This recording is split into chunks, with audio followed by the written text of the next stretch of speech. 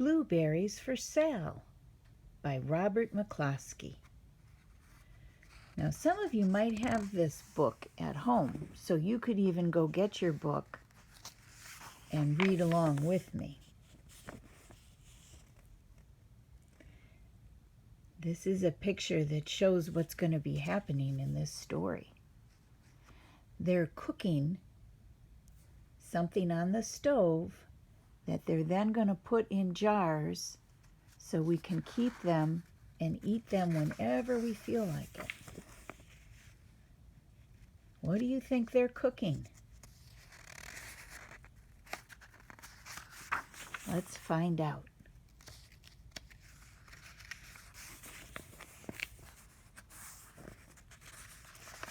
Grandma is having trouble turning the pages. Sorry.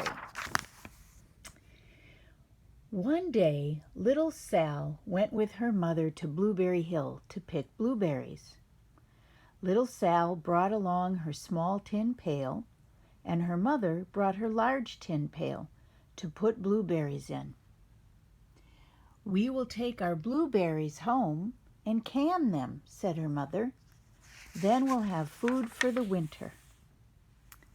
Little Sal picked 3 berries and dropped them in her little tin pail. Kaplink, kaplank, kaplunk. She picked 3 more berries and ate them. Then she picked more berries and dropped 1 in the pail. Kerplunk. And the rest she ate. Then little Sal ate all 4 blueberries out of her pail. Her mother walked slowly through the bushes, picking blueberries as she went and putting them in her pail. Little Sal struggled along behind, picking blueberries and eating every single one. Little Sal hurried ahead and dropped a blueberry in her mother's pail. It didn't sound kaplink because the bottom of the pail was already covered with berries. She reached down inside to get her berry back. Though she really didn't mean to, she pulled out a large handful because there were so many blueberries right up close to the one she had put in. Her mother was picking a lot of blueberries, wasn't she?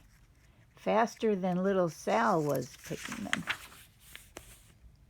Her mother stopped picking and said, "Now, Sal, you run along. Pick your own berries. Mother wants to take her berries home and can them for next winter."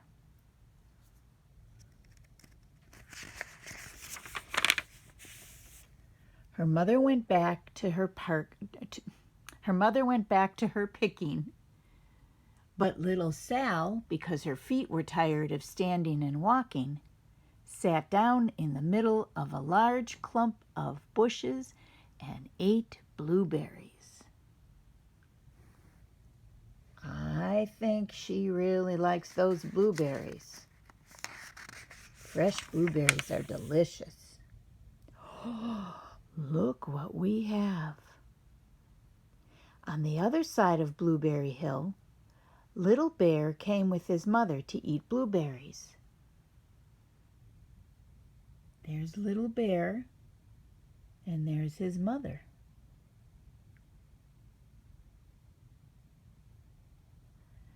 "Little Bear," she said, "eat lots of berries and grow big and fat.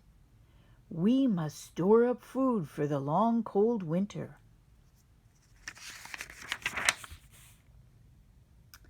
Little Bear followed behind his mother as she walked slowly through the bushes, eating berries. That's Mother Bear eating her berries. Little Bear stopped now and then to eat berries. See, he's grabbing them with his tongue. Then he had to hustle along to catch up. He's running fast. Because his feet were tired of hustling, he picked out a large clump of berries and sat down right in the middle and ate blueberries. Oh, he's going to eat lots of blueberries and get very fat for the winter. Over on the other side of the hill, little Sal ate all the blueberries she could reach from where she was sitting. Then she started out to find her mother.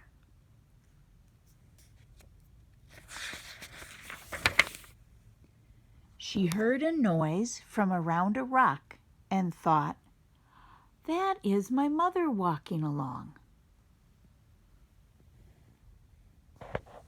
So she's going to go look for her mother.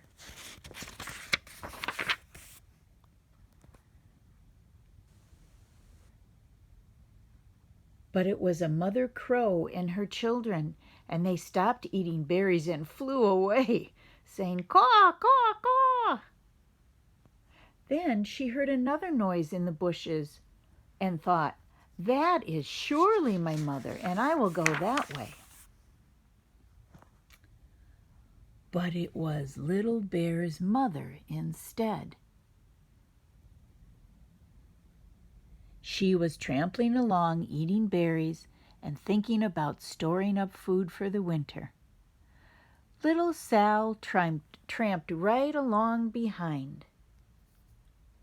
Little Sal is walking behind Mother Bear, isn't she? By this time, Little Bear had eaten all the berries he could reach without moving from his clump of bushes.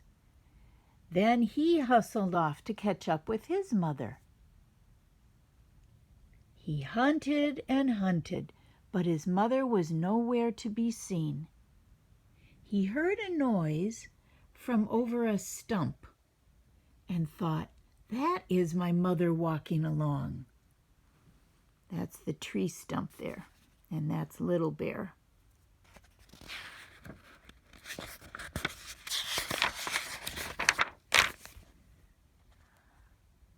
Oh, but it was a mother partridge and her children. They stopped eating berries and hurried away. Then he heard a noise in the bushes and thought, "That is surely my mother. I will hustle that way." But it was Little Sal's mother instead. She was walking along, picking berries, and thinking about canning them for next winter. Little Bear hustled right along behind. Little Bear and Little Sal's mother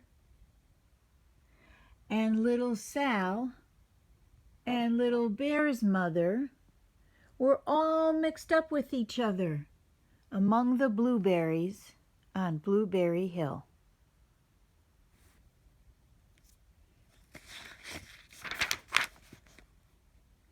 Little Bear's mother heard Sal walking along behind and thought it was Little Bear.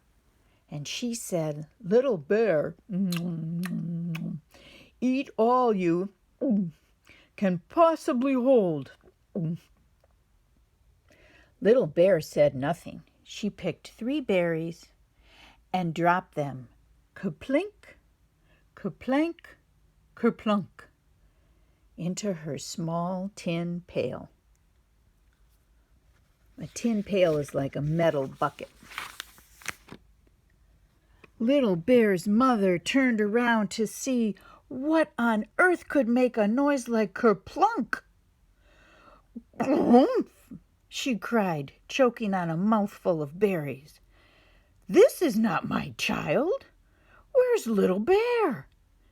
She took one good look and backed away. She was old enough to be shy of people, even a small person like Little Sal. Then she turned around and walked off very fast to go hunt for Little Bear. Little Sal's mother heard Little Bear tramping along behind and thought it was Little Sal. She kept right on picking and thinking about canning blueberries for next winter. See Little Bear in the bushes there?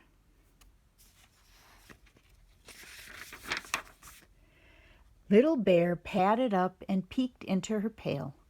Of course, he only wanted to taste a few of what was inside, but there were so many, and they were so close together, that he tasted a tremendous mouthful instead, by mistake. "Now, Sal," said little Sal's mother, without turning around, "you run along and pick your own berries. Mother wants to can these for next winter."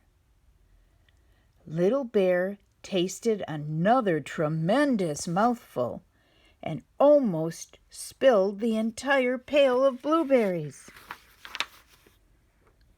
Little Sal's mother turned around and gasped, "My goodness, you are not little Sal. Where, oh, where is my child?" Little Bear just sat munching and swallowing and licking his lips. Little Sal's mother backed slowly away. She was old enough to be shy of bears, even very small bears like Little Bear. Then she turned and walked away quickly to look for little Sal. She hadn't gone very far before she heard a ka-plunk, ka-plunk, ka-plunk. She knew just what made that kind of noise. That's the noise when Sal puts the berries in her tin pail, isn't it? And Little Bear's mother had not hunted very long before she heard a hustling sound that stopped now and then to munch and swallow. She knew just what made that kind of a noise.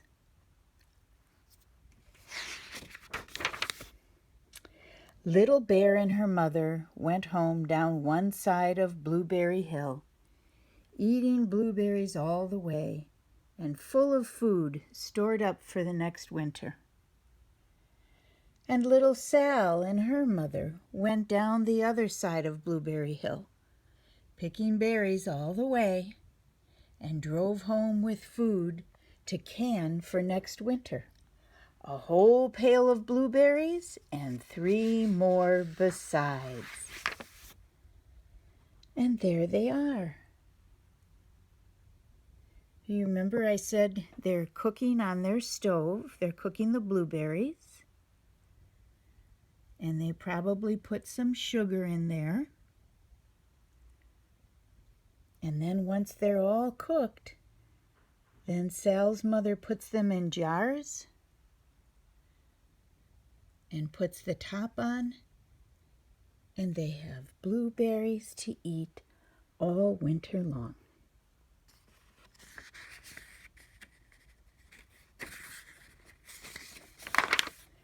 The end.